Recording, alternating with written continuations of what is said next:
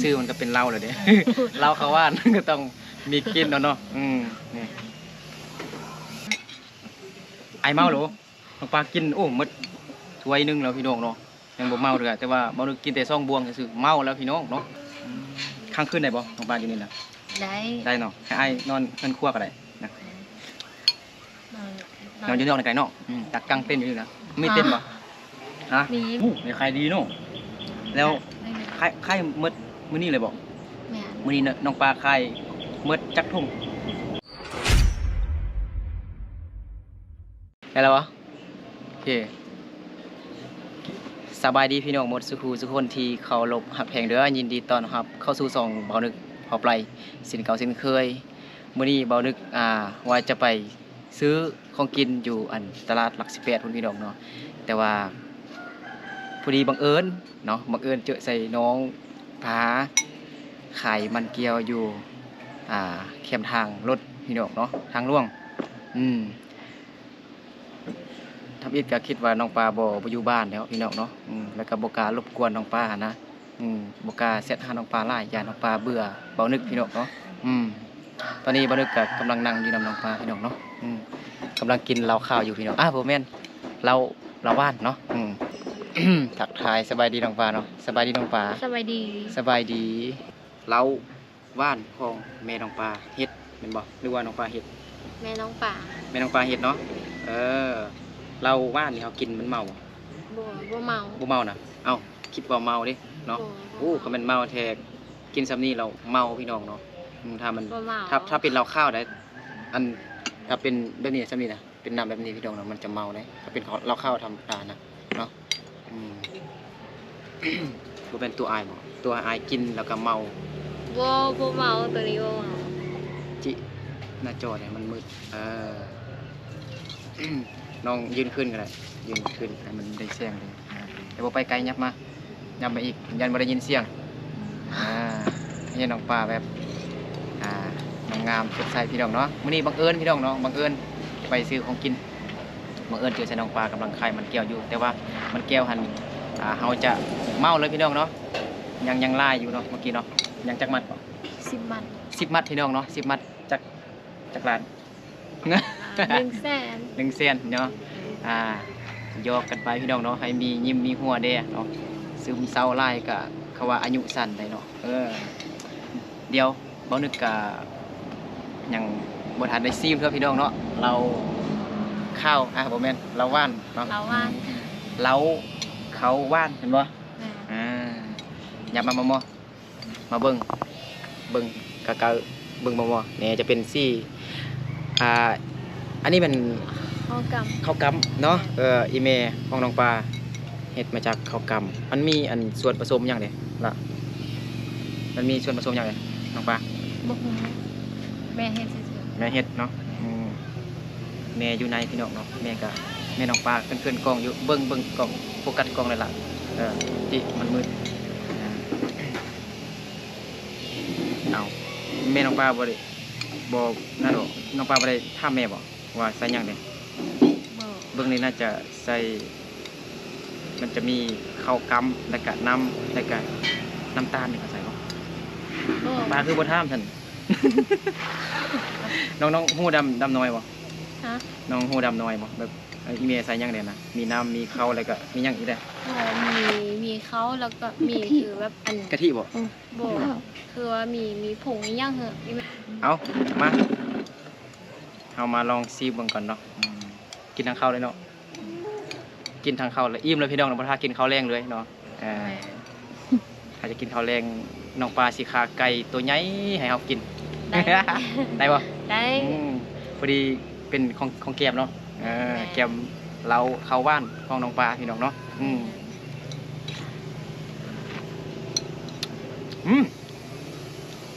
มันแบบหวานๆแล้วก็มันออกส้มๆนิดนึงมันส้มๆมันหวานนิดนึงมันมันเจ็บเลยนะวันน้องปลาแบบหูรสชาติแนวใดรสชาติมันเป็นยังไงสำหรับน้องนะน้องซิมหวานแล้วก็แบบกินเราแบบคือหวานๆแล้วก็ส้มๆนิดนึงได้มีกิน คล้ายๆคือเหล้าเด้อ แม่นแม่นแม่นแม่นมันจะมีแบบกินแบบคล้ายคือเหล้าเอ้าก็แน่ว่าซื้อเหล้าเลยซื้อมันก็เป็นเหล้าเลยเด้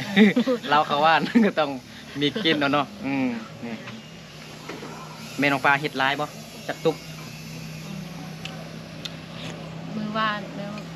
มือหือนี่แม่เฮ็ดได้2ตุกแล้วก็เอาไปไข่มันอ่ะ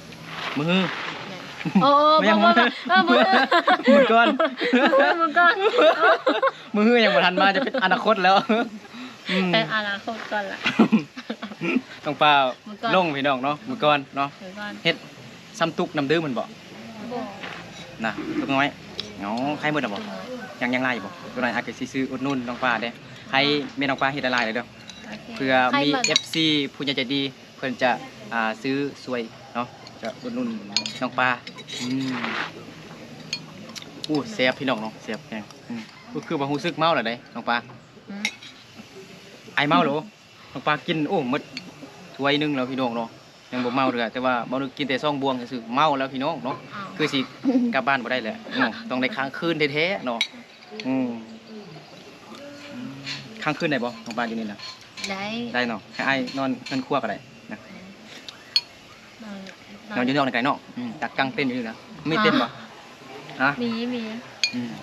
นอน อยู่เดินในกระไดนะ อืม โอ้เมาแห้งแล้วพี่น้องบ่นึกกระได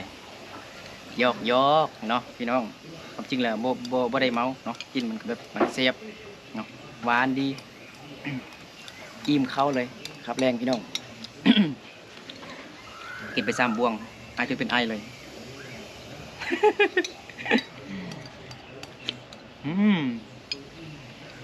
ครับน้องค่ายเนาะใดค่ายเป็นโลเป็นทงเป็นจังได เป็นทุ่ง เนาะเป็นกระตาบ่ บ่ เป็นกระตา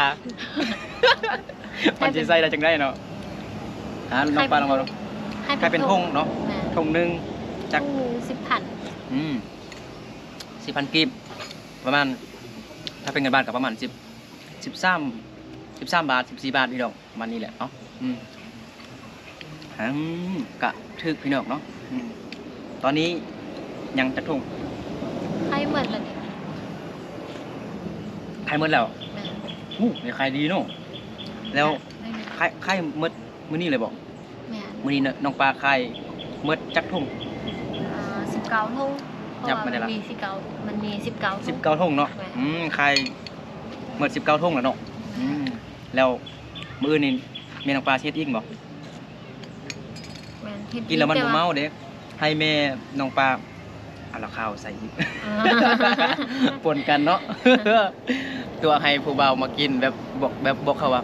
กินแล้วมันบ่เมาสินะตัวให้ผู้เบามากินแล้วเมาแล้วก็ ไปต่อบ่ได้ ยอกกันไปพี่น้องเนาะบังเอิญเห็นน้องปลาแล้วก็บังเอิญได้กินเหล้าข้าวว่านของแม่น้องปลาเฮ็ดเสียบพี่น้องเนาะกินมาตอนนี้มาแล้วมีตอนไล่ตอนเขา เบิ้งน้องปลาก็กินมาเดี๋ยวนี้เบิ้งมอดูให้เขาเบิ้งดูพี่น้องเนาะแหมโอ้น้องปลาเก่งเลยปลาหนึกอย่างไรหนึ่งครึ่งหนึ่งมัน50%แซ่บแล้วมื้ออื่นนี่น้องปลาสิเฮ็ดอีก เฮ็ดว่า เฮ็ด ประ ปลา มาณ อะไร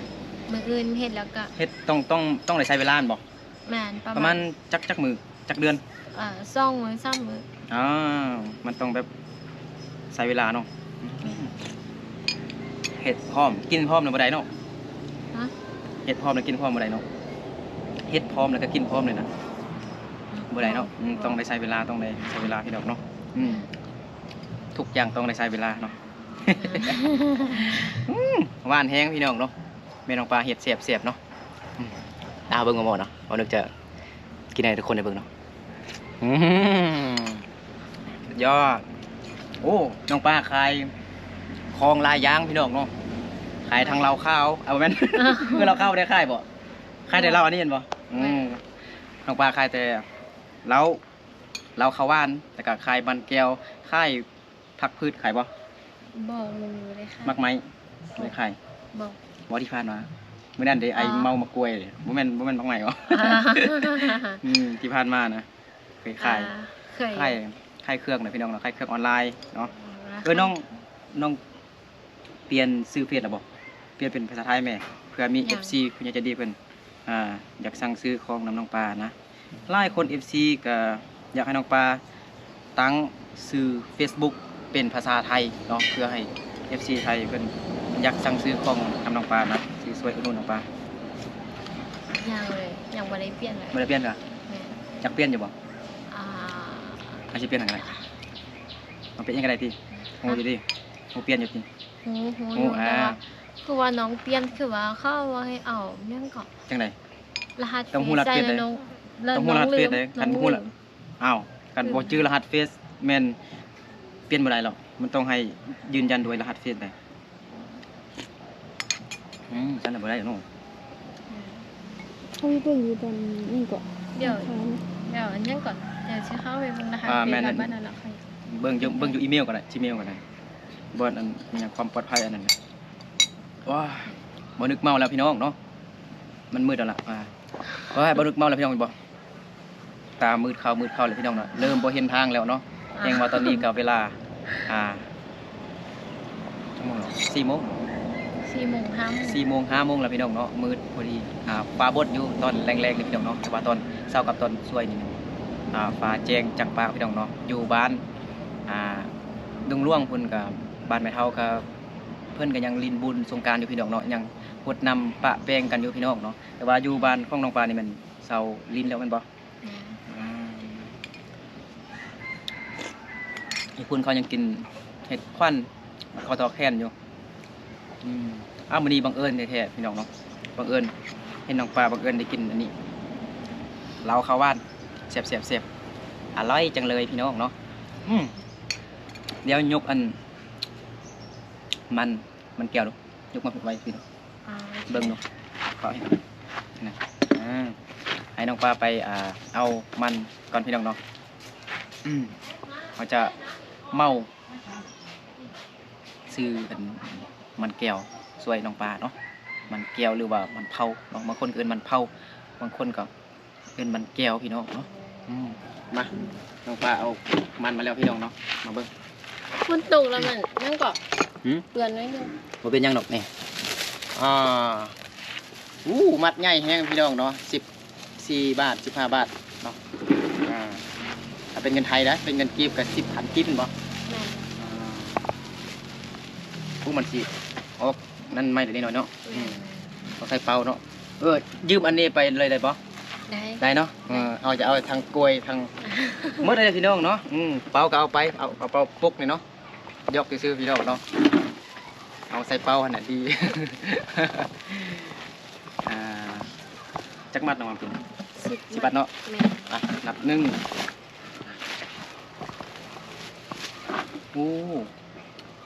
อยากว่าสิซื้อเราแต่ว่าเราว่าสิซื้อเรานำเดียแต่ว่าน้องป้าว่าเราหมดแล้วแม่นบ่ประมาณแล้ว3บ่ แหวน3 4 5 แม่นบ่ บอก อีออเปเปาจิตาวชานจี 10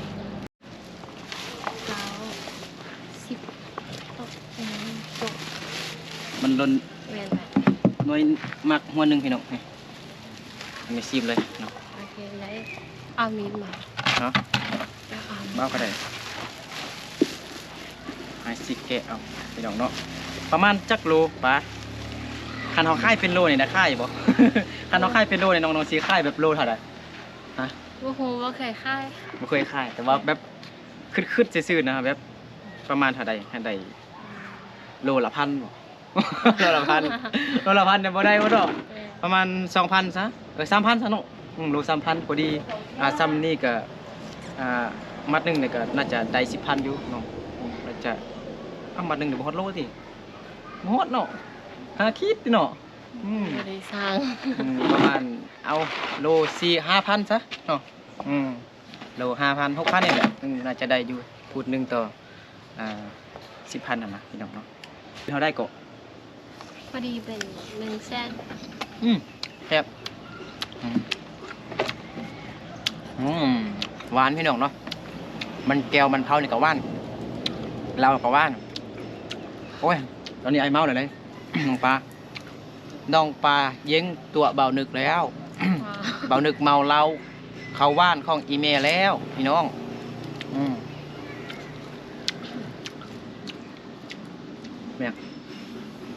แม่นะ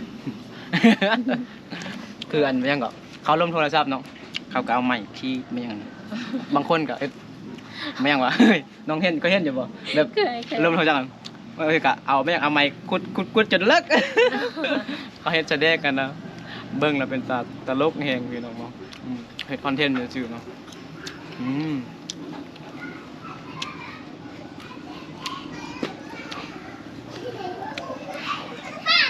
ร้านไม่บ่น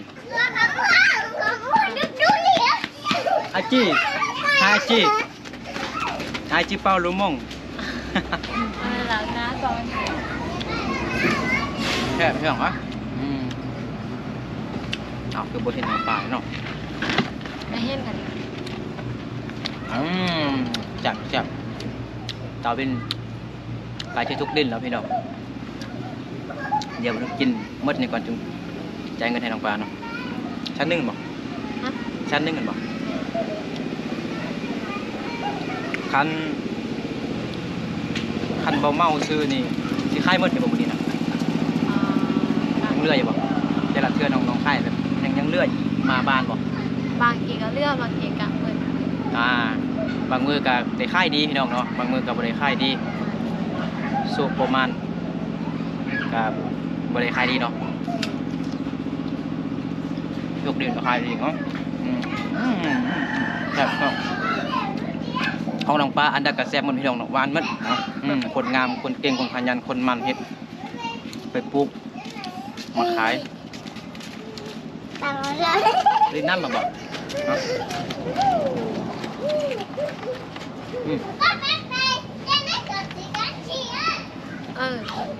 เราเข้าไว้ยังหรอเพราะว่าอันนี้ก็เข้าไปเก็บอันมังมอนลูกมอนเนาะเบอร์รี่เนาะบอกแม่เบอร์รี่กับมันเบอร์รี่กับมันโบแต่ว่าเป็นตามกันเลยพี่น้องไปรีมัดเนาะเงิน เมาน้องปลาบ่แม่นเมาอันมักไม้บ่แม่นมันแก้วน้องปลาเนาะใบเซนเนาะถ้าเป็นเงินบาทก็ประมาณเท่าได้น้องปลา100กว่าบาทพี่น้องเนาะกับ200เนาะน้องปลาขอบใจเด้อขอบใจเด้อเนาะขอบใจ FC เด้อขอบใจไอ้นึกเด้อบริษัท ยกพี่น้องเนาะใจได้เด้อหน่อยเจ้าให้เพื่อนมาซื้อไหมบอก FC เด้อมาซื้ออันมื้อหน้าให้แม่เฮ็ดไปหลายๆคัน FC บ่ซื้อแล้วก็ไอ้ดึกมาซื้อก็ได้เพราะว่ามื้อนี้บ่ได้นั่นเด้บ่ทันซ้ำพี่น้องเนาะเราว่านน้องปลาค่ายดีพี่น้องมื้อนี้เนาะบ่าวดึกบ่ทันอันลูกค้าคนอื่นเลยเนาะเพราะมันเสียบพี่น้องเนาะยังเหลือแต่อันมันแก้วนี่พี่น้องเนาะมาให้ตรงกลางนี่เดี๋ยวสิเอาอันมันแก้วให้เด็กๆกินก่อนเนาะมาแจกเด็กๆก่อนมากินบ่มาจากไหนวะอันเป็นภาษาบ่มาจากตะวันให้เป็นหยังดอกคอเนาะก็เป็นหยังเนี่ยก็เป็นหยังมันจะเป็นนกก่อนฮะ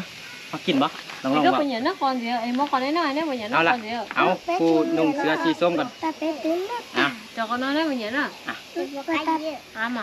มาตาเป็ดตื้นนกตาตื้นนกก็สิน้อยแม่ก็บ่เนาะเอาไปให้เข้าไปได้เอาไปให้ผู้ใหญ่ได้นะช่วยๆหน่อยหม้อปูกันนะ